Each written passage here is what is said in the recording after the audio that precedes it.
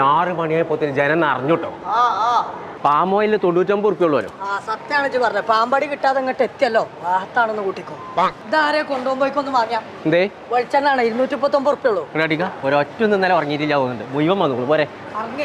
അജ്മിന്റെ പുട്ടുപൊടി ഒന്ന് വാങ്ങാഞ്ഞു. അങ്ങനെയാണെങ്കിൽ 499 റുപ്യക്ക് പെടുന്ന സാധനങ്ങൾ വാങ്ങിക്കോ. പിന്നെ വാങ്ങാതെ അങ്ങനെയാണെങ്കിൽ ഇതിന് ഇതാക്കണ 249 റുപ്യ എടുത്താൽ എന്നെ ഇത് മാണെങ്കിൽ എടുത്തോ. 1 കിലോന് 19 റുപ്യ 90 പൈസയേ ഉള്ളൂ.